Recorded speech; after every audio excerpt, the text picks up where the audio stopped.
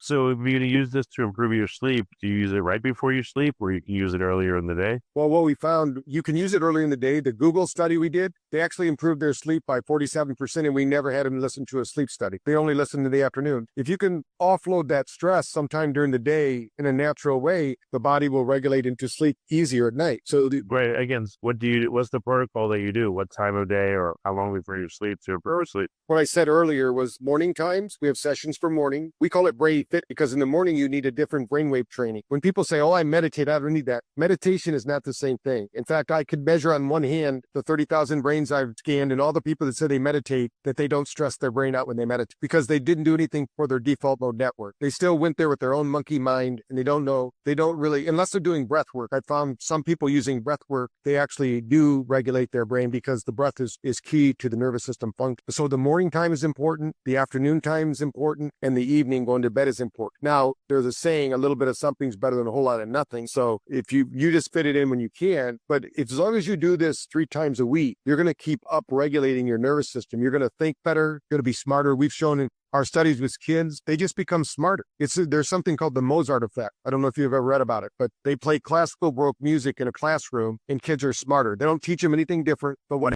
happens is that Baroque music is what they call 10 cycle music. So it puts their brain in an alpha state. Now you have what they call hypermnesia, super memory. So we're using all of these different sciences at one time, and it looks like you're using virtual reality, but it's not. It's a headset with a visor that comes down with 8 flashing LEDs, but they flash in a very specific, we call it earth frequency, because everything on Earth has a different frequency, usually between zero point 0.5 and 88 hertz. And so we use that to basically trick the brain into thinking like you're on a mountaintop if you have 7.8 hertz frequency, or you're near the ocean at 10 hertz frequency, or you're watching a fire at 10 hertz frequency. We're doing all these things to use frequency to put the brain into a state because the brain fills in the gap. It's like when you hear your song on an elevator, at first you didn't know what it was, but while you're on the elevator, you start realizing, hey, that was a song I knew from high school. They really butchered it. Now it sounds, it's elevator music now. It's not the same song, but the rhythm and the cadence was there. So the brain, every memory is like a beat on a string. So they pulled on that string and all of a sudden all the memories flooded. So we're going to use positive experience, positive psychology as well, so that we can change the way the brain expresses itself when you're awake. So you do this practice and then you live your life. It's not something you can't do it at the same time you're doing other things. It's something, but we tell people get up 10 minutes early in the morning. You're not spending any more time, but you'll wake up in an up cycle. Do it right when you go to sleep. You don't have to do any time. Just when you're ready to go to sleep, put it on. And then in the middle of the day is the only time you're going to need to take, a 20-minute break somewhere to do it. Okay. What other uses that you're exploring right now for brain tap that you haven't verified or vetted yet? Or do you feel like you've figured out all the possible uses? Oh no,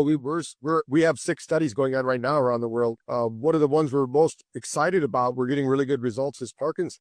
And what we're doing is we're showing we already did this opioid, and I have a saying: you can't have the pill without the skill. So we took in the opioid study, and this is what we're proving with Parkinson, is that everybody in the study had to take opioids because they had a surgery. But our group, most people don't realize opioids were only approved for 4 weeks of use. So our study showed if they used brain tap and opioids at the same time, could they get off in 4 weeks? Every person in the study that used brain tap did. Every person that did was still on them 6 months later because the brain became dependent upon the chemical instead of on its own brain function. So, and we're doing the same thing with Parkinson's. We're showing them they can use the Parkinson's medicine to get them quick results, kind of like GLP. That's the big thing right now. You can use GLP to lower your appetite, but now if you use brain tap at the same time, you hardwire those new behaviors and attitudes into your brain. So it becomes easier for you when you have to get rid of it or you become dependent upon it, have to use it the rest of your life. Oh, could you use it without the, Ozempic and stuff like that to train your brain and eat less? Oh yeah. When I was featured in People magazine, this was back in 2006, we had sent them 1,000 people that lost half their weight and kept it off for more than 5 years because it's not really what you're eating. Now that's a byproduct of what's happening, but it's what's eating you. When I talk about the stress response, imagine that you have a positive attitude. Well, that's fine. You can look at your phone 300 times a day. That's the average person's use. But let's say you have a negative propensity. You have something's always going wrong, or you're always looking for the other shoe to drop. Well, every time you look at that phone, you caused a cortisol response, which triggered a stress response in the body. The body has to respond in the same way it would respond if you're being chased by a tiger. But that happens over and over again. And pretty soon what happens is the insulin pump says, you know what? I'm not going to keep on. I'm just going to keep dripping. And insulin is a fat storage hormone.